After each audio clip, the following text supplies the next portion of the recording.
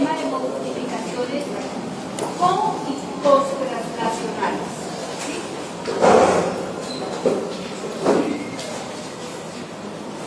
Ahora, antes de cuando se termine, entonces los estudiantes del seminario conmigo esta tarde nos quedamos aquí 2 minutitos para que entonces tomemos la decisión de qué va a hacer esta tarde. ¿Listo? Entonces no salgan todos, sino que los de seminario se quedan conmigo acá. Bueno, entonces hay algo que ustedes confunden siempre. Casi les coloca uno como guía para que ustedes coloquen nombres y se enredan. Vamos a empezar desde un DNA. Un DNA, ¿qué es lo que hace? Un DNA lo que hace es que primero se puede duplicar. Cuando el DNA se duplica es porque está dando origen a otras 2 células. ¿Listo? Pero un DNA se puede transcribir. Cuando ese DNA se transcribe, está dando origen a RNA mensajeros. Pero una cosa es transcripción y otra cosa traducción. Y esos 2 términos no los confunden siempre. Transcribir es RNA, traducir es de proteína. Traducir es proteína.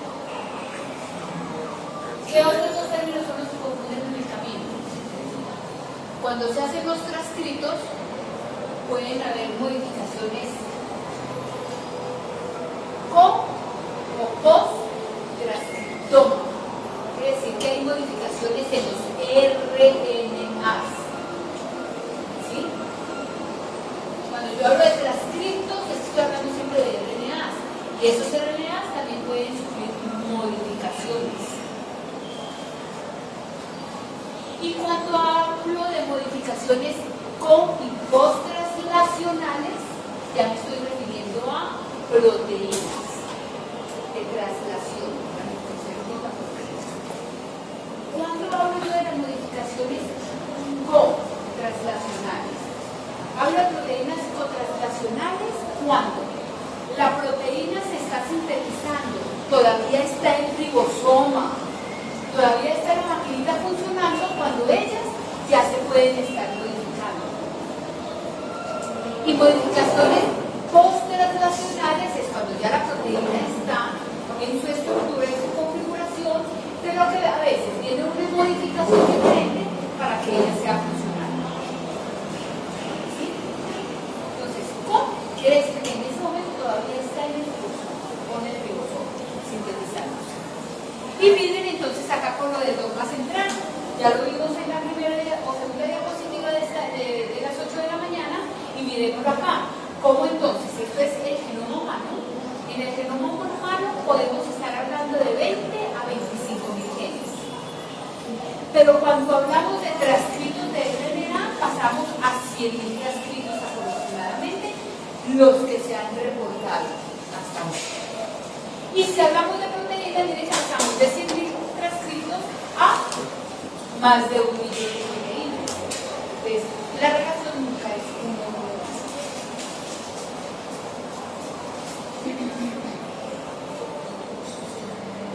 El paseo que vamos a hacer ahora, entonces, va a ser con ribosomas que van a unirse a este retículo endoplásmico rugoso para sufrir modificaciones, y esas proteínas a través de las vesículas de transporte van a ir haciendo otras modificaciones. ¿En dónde? En los Golgi. ¿Cómo se llaman los Golgi? Los Golgi se llaman el que está más cerquito al retículo cis, el otro median y el otro transgolgi, hasta que llegan a la membrana de la célula.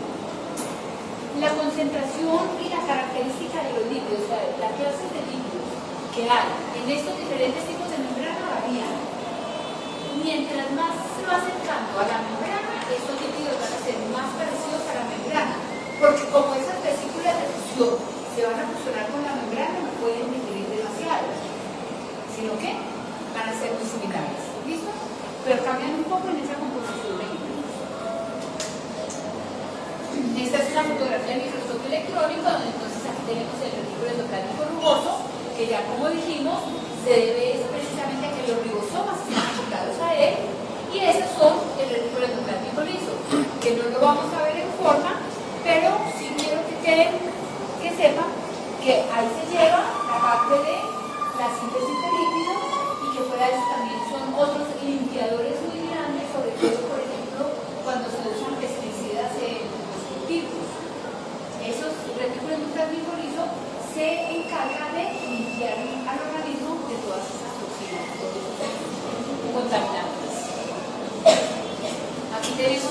Entonces, nuevamente, este ya sería el Golgi, cis-Golgi, medial-Golgi, trans-Golgi. En la fotografía de microscopía electrónica también se alcanza a ver claramente. Pero quitémonos la idea de que ese retículo endoplasmático rugoso va a estar rodeando solo el núcleo. No, porque es que, ¿qué pasa? Nosotros decimos una célula, sí, hay que mirarla al microscopio, pero si ya vamos a mirar los ribosomas, ellos para ir del núcleo a una parte muy cercana, por ejemplo acá, tendrían que correr mucho. Pues primero hay una cantidad muy grande de ribosomas y a la vez, donde esté la privación, ellos pueden estar por acá.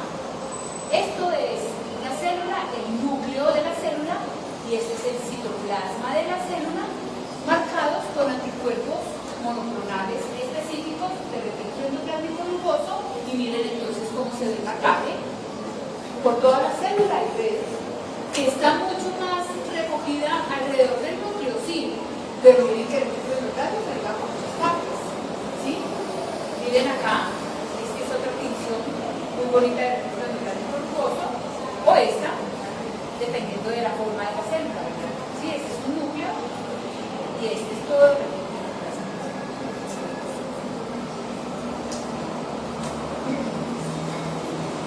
Entonces,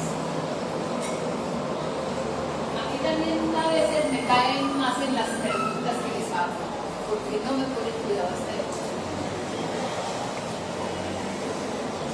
Tenemos células, tenemos proteínas que viven dentro de la célula. Ellas no van a salir afuera, ¿sí? Van a estar muy metidas dentro de la célula. Y hay otras proteínas que van a estar fuera. Entonces, estas proteínas que se van a sintetizar dentro de la célula van a ser proteínas que van a ir al núcleo, se van a traslocar. Cada vez que yo digo traslocar, quiere decir que la proteína pasa por una membrana para ir de un sitio a otro. Eso se llama translocación. Entonces pueden ir a los poros, por los poros al núcleo, mitocondrias, cloroplastos, peroxisomas u otras organelas. Sin tener que pasar por absolutamente nada más. Ellas se sintetizan, ya lo vamos a ver el próximo martes que tenemos la última clase, cómo pueden haber, mientras están sintetizando aquí las proteínas, chaperonas, unas proteínas que van a estar protegiendo esas regiones hidrofóbicas para que la proteína no sea degradada. Pero es por lo único que pasa. Chaperonas que la acompañan hasta que ella casi se estructura tridimensional. Pero no tienen ningún proceso más. Mientras que las proteínas que van a ir afuera o ancladas a la membrana van a retículo endoplásmico rugoso. ¿Sí? Retículo endoplásmico rugoso. ¿Cómo van a hacer este paseo ellas y quién les va a decir que yo tengo que ir al retículo endoplásmico rugoso? Es lo que vamos a ver ahora. Entonces, las que van a ser secretadas irían por los complejos de Golgi, por vesículas secretoras o el lisosoma, o serían proteínas ancladas a la membrana. Las únicas proteínas que se quedan dentro de la célula, pero que sí son modificadas, son proteínas lisosomales. Es la única excepción.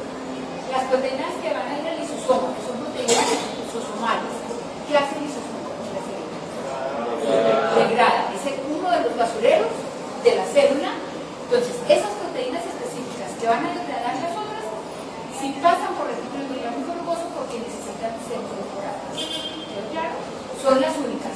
De resto, las otras organelas, los otros sitios, no pasan por retículo endoplasmático rugoso.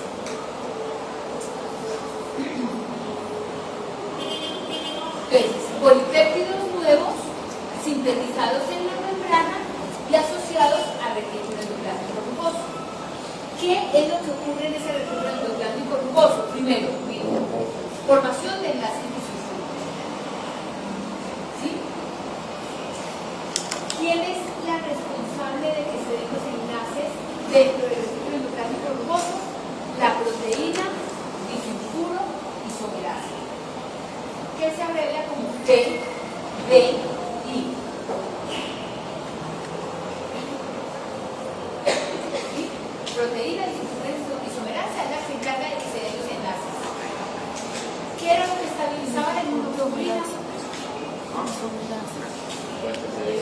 Puentes de cisteína, puentes de sulfuro.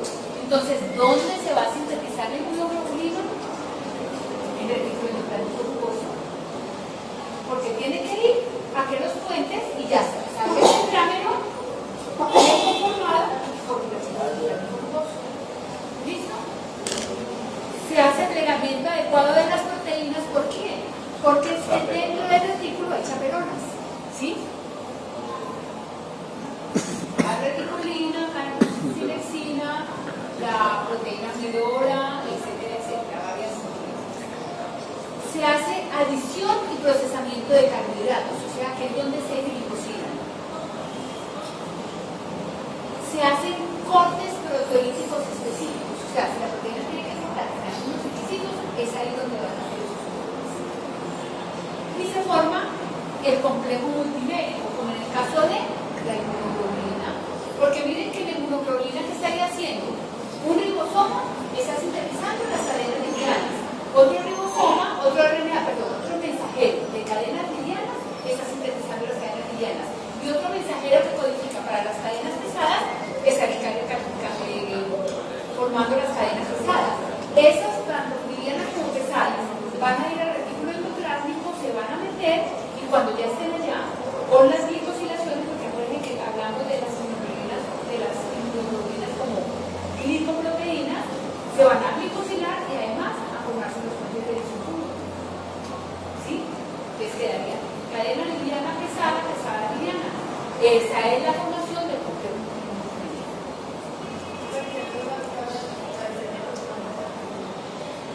¿Quién es el salvaje? Ah, ya lo no se me adelanta. Entonces, ¿qué es lo que pasa?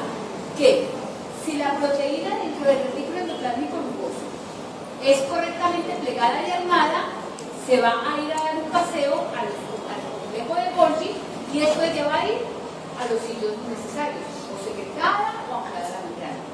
Que no se plegaron o se plegaron incorrectamente o están parcialmente plegadas, se retienen en ese retículo endoplasmático rugoso. O si mucho, se asoman al Golgi, pero el Golgi les dice, no, niñita, usted todavía no ha madurado, váyase para allá. La devuelve a Golgi. Y cuando realmente es que ya la proteína, porque es anómalo, porque tiene una mutación, porque tiene algo que no es la proteína normal, que es imposible que ya se pliegue, retorna del retículo endoplasmático al citosol y es degradado por otro complejo proteico que lo vamos a ver el próximo martes, conocido como proteasoma. ¿Sí? Eso quiere decir que para el próximo martes tienen que leer chaperonas y proteasoma. Ya les di la tarea de la semana entrante. Acuérdense que ya las clases están subidas en otros. Bueno, entonces aquí es donde les decía, eso fue el último que les acabé de decir. Miren acá, tenemos la bicapa lipídica del retículo endoplásmico rugoso. Esta es la parte interior del retículo endoplásmico rugoso, esta es la parte interna, y este es el citosol. ¿Sí? Entonces, ¿qué pasa? Vino el ribosoma y sintetizó la proteína. La proteína se glicosiló. Cuando vean estos tipos de tenedores es porque está indicando que hay una glicosilación. Se glicosiló, ayudado por las chaperonas, pero le fue imposible alcanzar su estructura. Vuelve y sale, ella es señalizada por ubiquitina, y la ubiquitina es señalizada, la proteína por ubiquitina, la está llevando al proteasoma para que sea degradada. Como que dice, no funcionó, adiós. Esta es la proteína sulfurisomerasa, porque es que acuérdense que las proteínas pueden empezar a alcanzar una estructura secundaria, pero no puede ser, pero a lo mejor no es la definitiva, sino que necesitan moléculas que les estén diciendo realmente cómo van a ser sus puentes de sulfuro, cómo es la organización. Entonces, digamos que se sintetizó esta proteína, donde miren que aquí está un puente de cisteína y un puente de cisteína. Pero esa no es la conformación final de la molécula. Entonces viene la proteína disulfurisomerasa, corta, la desdobla, la cambia y mire que la deja en una forma a lo mejor activa, ¿sí? O por ejemplo esta, está desplegada, tiene la une y conforma el de disulfuro. Eso quiere decir que la proteína isomerasa es una óxido reductasa. Ella puede oxidar y también puede reducir. Pero el papel más fundamental es que haga la oxidación para que me queden los puentes de disulfuro hechos. ¿Sí? En contraposición, en el citoplasma está la molécula que ya también la habíamos visto, el gamma-glutatión. ¿Se acuerdan que vimos muy al principio el gamma-glutatión, que son solo 3 aminoácidos? Que de aquí fue donde Laura se ganó el punto 5 adicional, porque ese fue el de la titulación. Ese fue de la titulación. O sea, que se deben acordar muy bien. Entonces, este gamma-glutatión se encuentra en el citoplasma. Entonces, en el retículo se dice, vengan ustedes, formen puentes de disulfuro. En el citoplasma dice, nada, ustedes no me van a formar puentes de disulfuro. ¿Sí? Entonces, actúa más como reductora. Entonces, queda claro. La proteína disulfuro isomerasa ayuda a formar los puentes de disulfuro, haciendo que las proteínas estén más oxidadas. Mientras que en el citoplasma se encuentra ese gamma-glutatión, haciendo que esos puentes de disulfuro no se formen, y por eso miren que la cantidad más de estas moléculas con estos hidrógenos está en mayor cantidad que esta. ¿Por qué? Porque ellos tienen que estar completamente cediendo protones para ir cortando los puentes de disulfuro. ¿Listo? Principal molécula teórica en el paromas, impide formación de enlaces de sulfuro en el citoplasma. Entonces ahora, ¿quién le dice a la célula, bueno, yo me quedo en el citoplasma o yo me voy a ir a retículo endoplasmático? En la secuencia de la proteína, en el extremo amino terminal, ¿qué aminoácido por lo generalmente es? Fundamento amina. ¿Sí? Por lo general, no siempre. Entonces, en esa metionina, que está representado en azul, se encuentra lo que se conoce como la secuencia señal. ¿Sí? Es una secuencia que se encuentra más o menos entre 15 a 20 aminoácidos, que son lo que le va a decir a la célula, yo tengo que ir a recuperar. Pero ¿cómo se...? Bueno, y adicional a esa secuencia señal, igual también, en la proteína van a haber otras secuencias que van a decir, por ejemplo, esta proteína con estas secuencias es para que se quede anclada en membrana. Ya lo vamos a ir viendo con despacio. Estos son ejemplos de algunas de las proteínas que tienen secuencia señal. Quiere decir que si tienen esa secuencia señal, también estarían siendo modificadas o transduccionalmente. La insulina, ¿por qué? Porque la insulina tiene puentes de cisteína, entonces tiene que ir a sufrir su proceso de maduración. La albúmina, hormona bovina, la hormona de crecimiento en bovinos, interferón gamma, fibrinógenos, las cadenas de las inmunoglobulinas, varias proteínas. Entonces, bueno, entonces, ¿qué tenemos? Tendríamos la misma activación, o sea, no hay cambios en la activación del ribosoma ni en la síntesis de proteínas. Van a estar funcionando los factores de iniciación, los de elongación y los de generación igual. Solo que ya cuando la proteína va a seguir sintetizándose, porque la proteína empieza a sintetizarse en el citoplasma. Y cuando entonces ella asoma, cuando ella ya asoma y se deja ver esa secuencia señal, ahí va a venir una molécula que ya se la voy a mostrar más adelante. Cuando ya se asoma esa secuencia señal, es que le va a decir que debe ir a retículo endoplásmico, a la membrana, para que miren, aquí ya se está sintetizando la proteína internamente en este retículo endoplásmico rugoso. Entonces, ¿quién reconoce la secuencia señal? Entonces, miren, lo que les dije, cuando ya está asomando la secuencia señal, viene la partícula de reconocimiento de la señal. ¿Sí? Y esa partícula de reconocimiento de la señal tiene un receptor en la membrana. Entonces, ¿qué se van a pegar? La partícula de reconocimiento de la señal con la señal, entonces mire que lo localiza al lado de la membrana.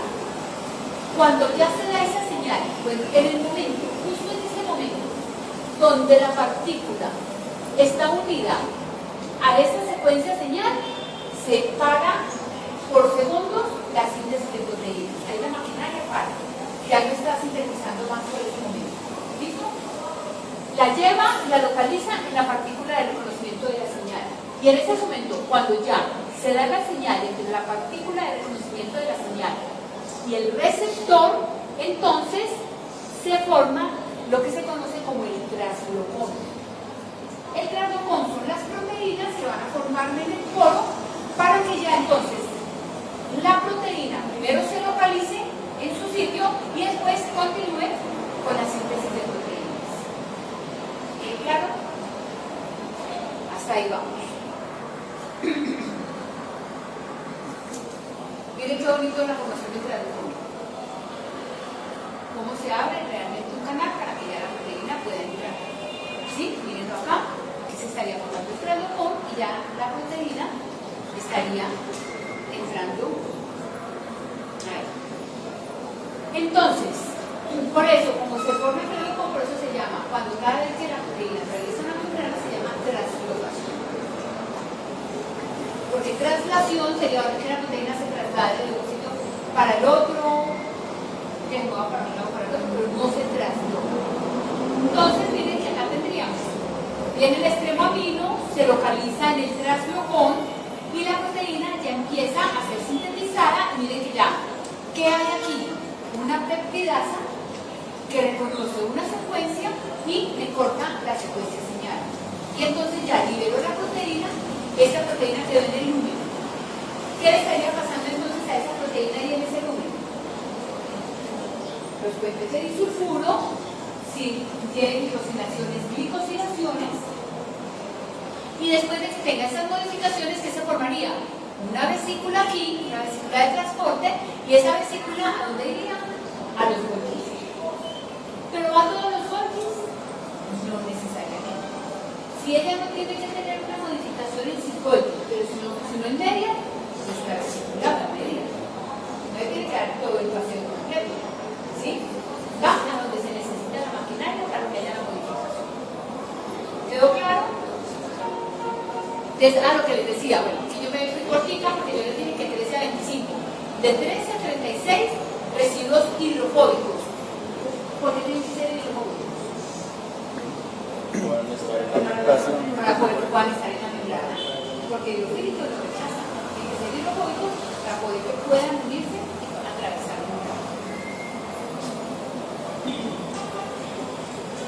Pero aquí vamos a mirar el ejemplo de cómo sería una proteína anclada a la membrana, como por ejemplo, ¿cuál? Las inmunoglobulinas. Las inmunoglobulinas no todas son de secreción, sino que hay unas ancladas a la membrana. Entonces, además de que en esta proteína hay una secuencia señal, la proteína empieza a entrar y justo encontró esta otra secuencia, que es una región hidrofóbica, la ancló. Aquí cortó la secuencia señal y miren cómo quedó la proteína, con el extremo amino adentro y el extremo carboxilo adentro. Y eso es lo que se conoce como la topología de las proteínas. O sea, que tenemos ingeniería eso. ¿Sí? ¿Cómo estarían las proteínas en su topología? Porque podemos tener extremos aminos adentro, extremos carboxilos afuera, extremos aminos afuera, carboxilos adentro, los dos extremos para afuera, los dos extremos para adentro. ¿Sí? La proteína se acomoda según la función que vaya a tener. Miren acá, por ejemplo, tenemos que en este caso tenía secuencia señal, pero esa secuencia señal no tiene el sitio de reconocimiento de la peptidasa, y entonces ¿qué deja? Que esa secuencia señal salga nuevamente. Miren dónde entonces me quedó el extremo amino afuera, sigue entrando la proteína, aquí hay una región hidrofóbica, se ancla y esta vez quedó el amino afuera y el carboxilo adentro. Aquí perfectamente, si de pronto aquí hubiese habido otra región hidrofóbica, pudieran haber quedado los dos extremos afuera o los dos extremos adentro.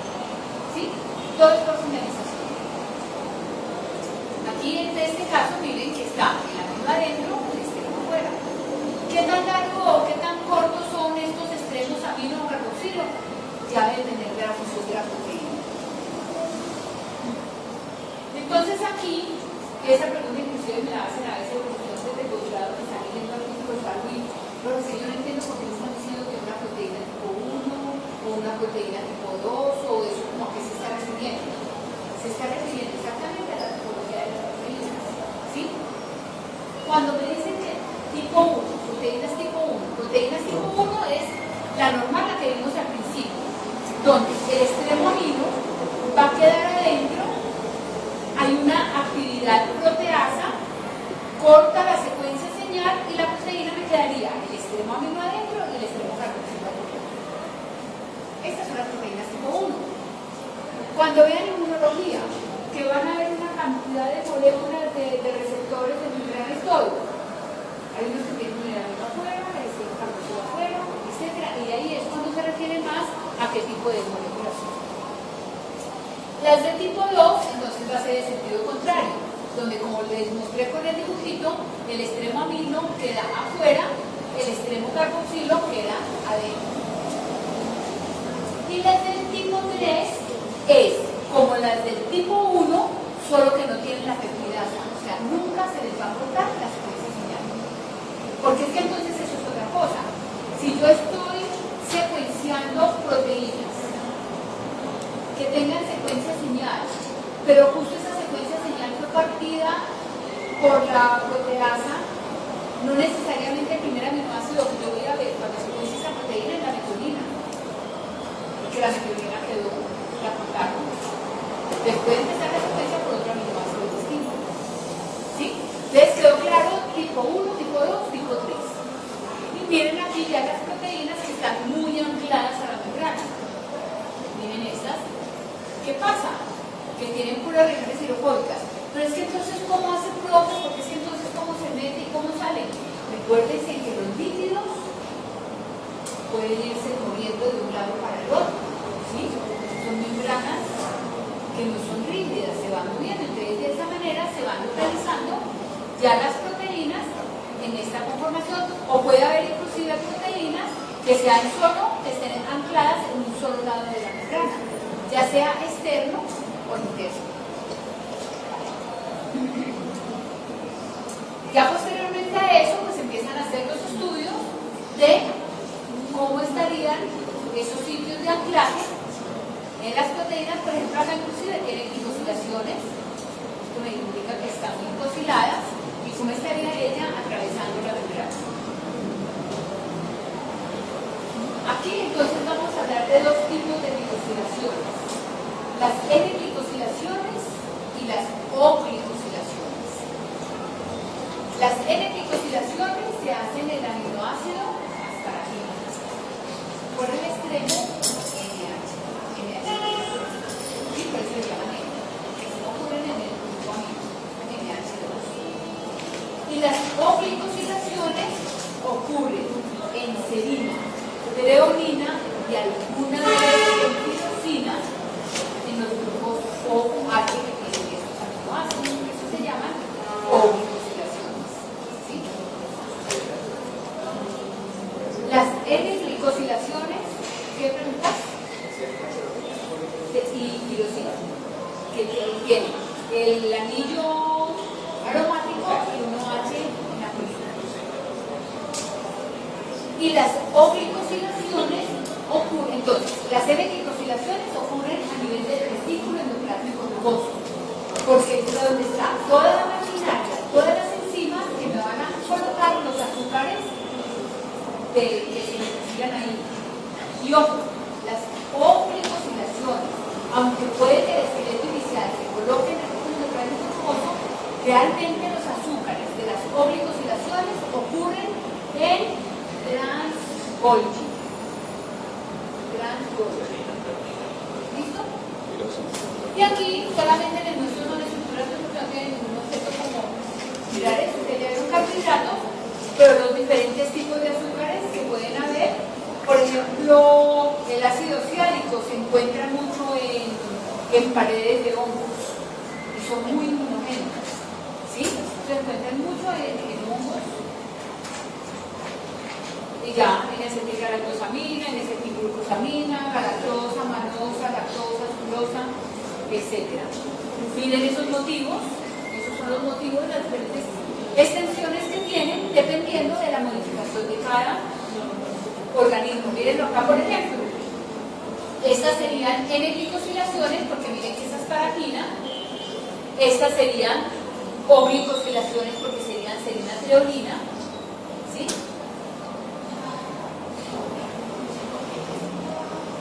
¿Cómo ocurren esas glicosilaciones? Entonces, en la membrana, en la capa lipídica del retículo endoplasmático rugoso, se encuentra una molécula que se llama el ácido dolicólico.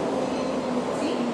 Este ácido dolicólico, que son solamente grupos CH2CH3 saturados, ¿sí?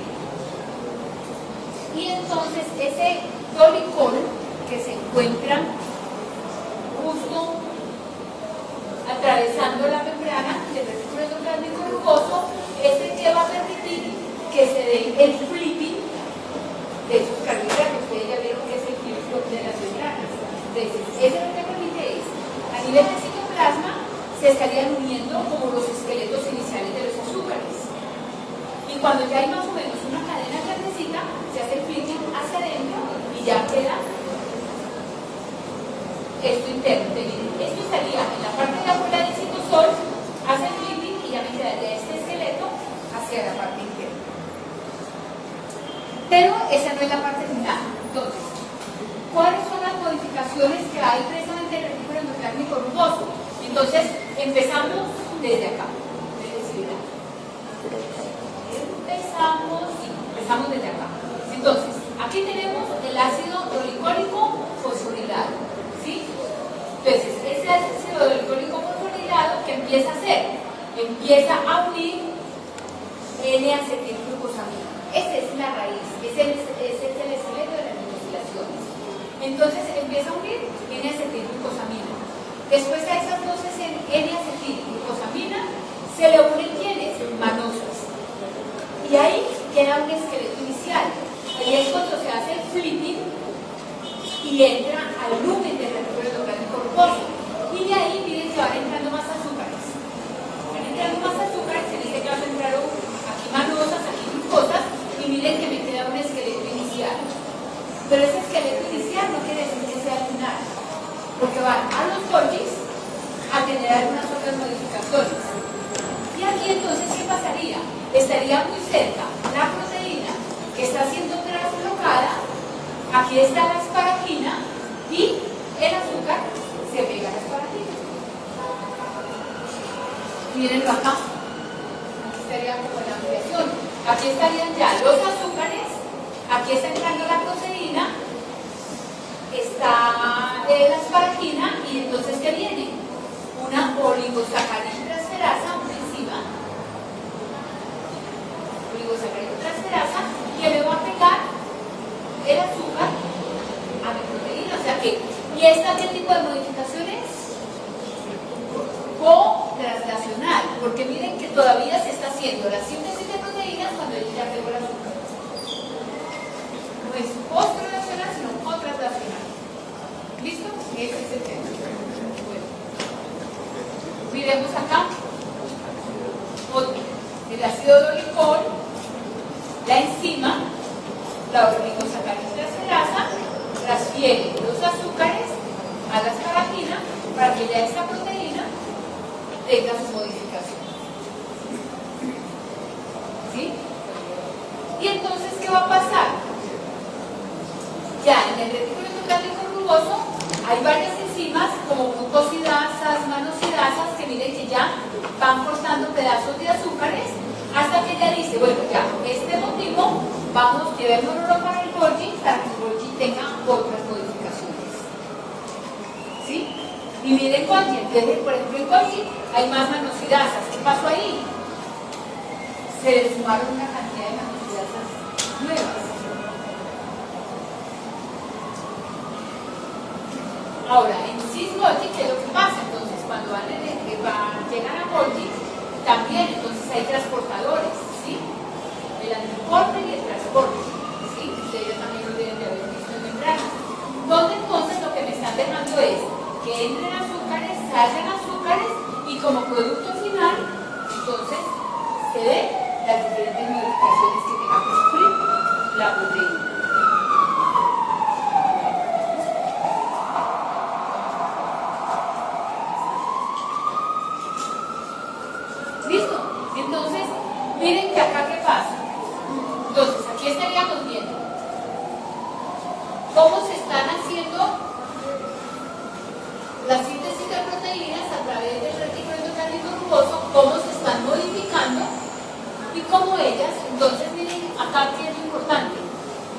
se formó la vesícula.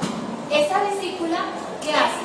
Esa vesícula, mire que va a tener la misma forma como va a ser llevada hasta los diferentes golpes. La posición de la proteína no cambia en ningún momento. Entonces aquí está, se forma la vesícula, mírenla acá, la vesícula se fusiona acá, vuelve y se fusiona acá, acá, hasta que ¿dónde? Quedaría la proteína de fusión aquí anclada a la membrana. ¿Sí? Y ahí quedó.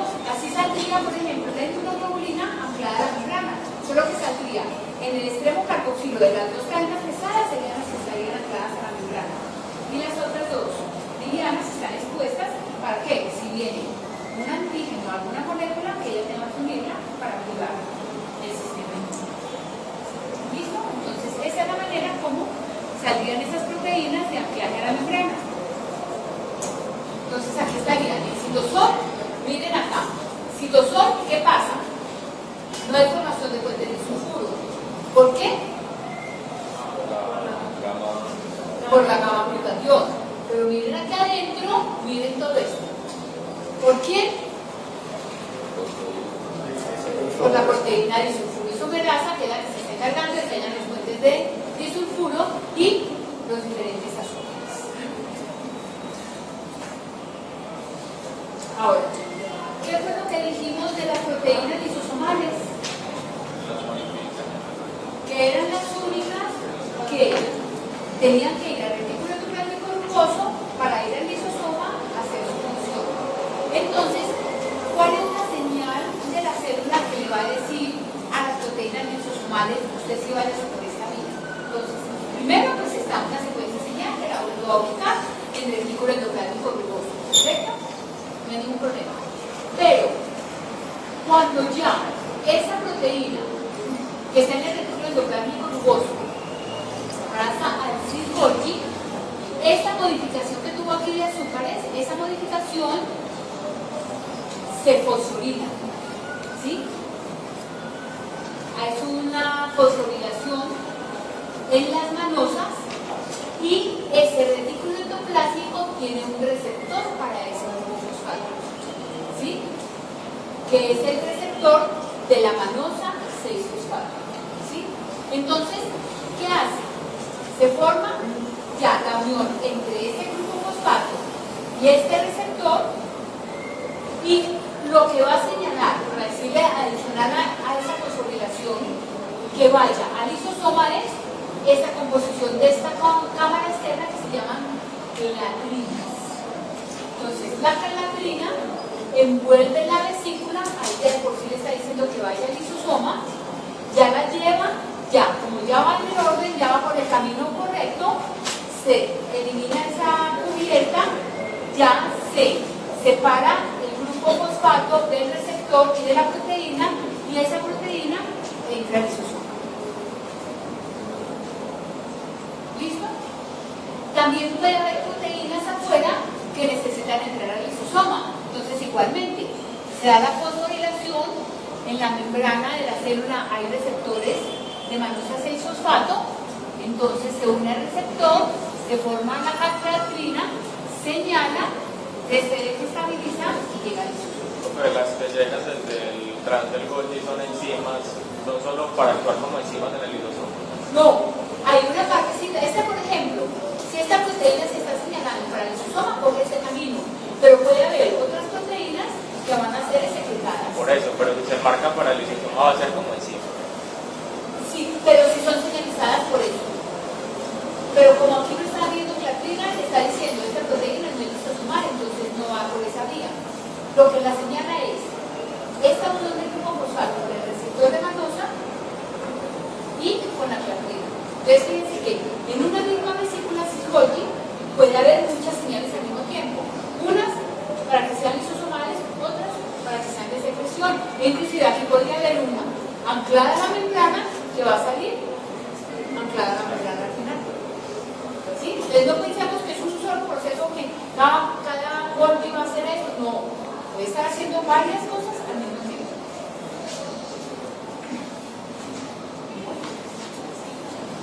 Listo, aquí es como para que después revisen muy bien cómo es ese mecanismo de fosforilación. Eso solamente que les pongo como muchos dibujitos para que ustedes a veces no se embolaten. Esa clatrina es una molécula muy pequeña, no es proteica.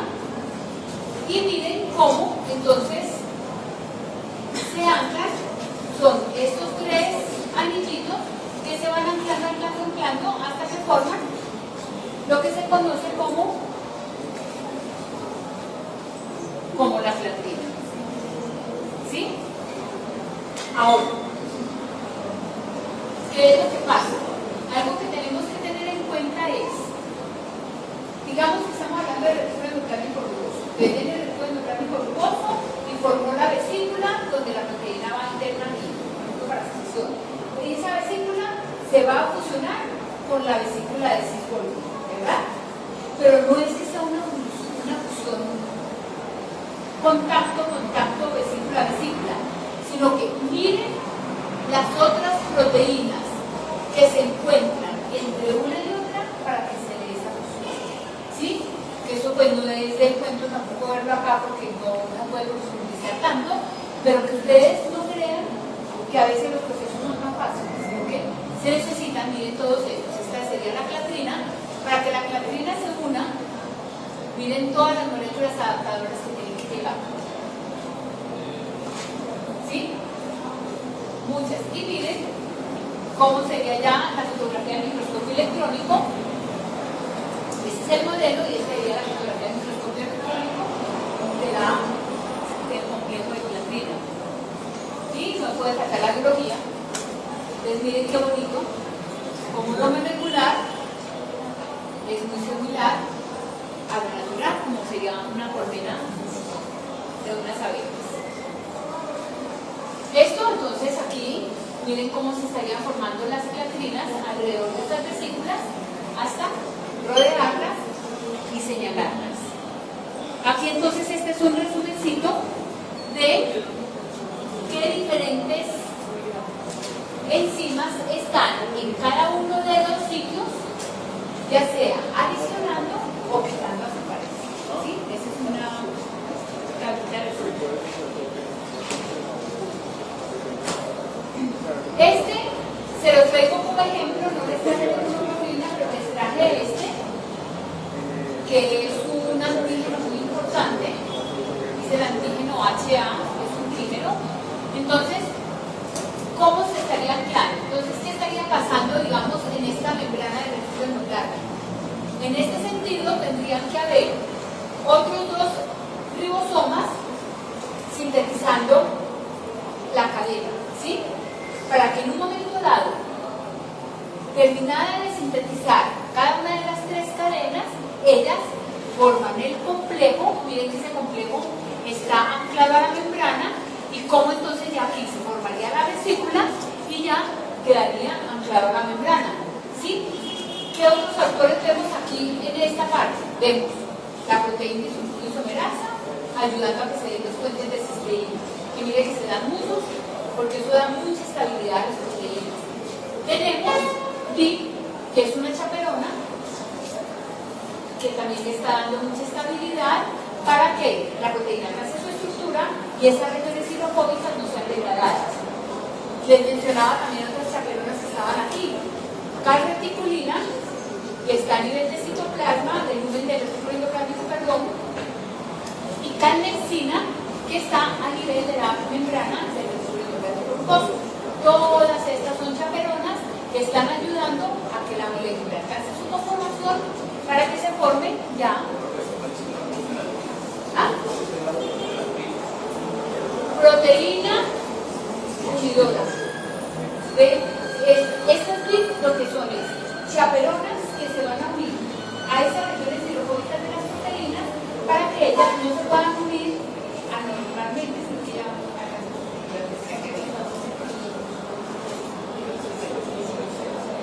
¿qué pasa con los azúcares? Miren que los azúcares juegan un papel muy importante.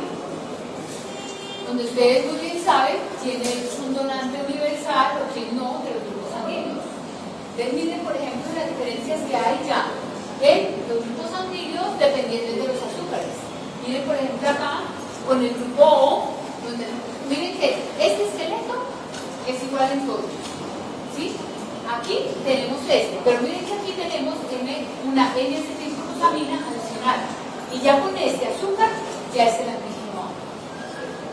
Y esta tiene una galactosa, que es el antígeno B. Y con eso ya hay incompatibilidad para que todos puedan donar y recibir.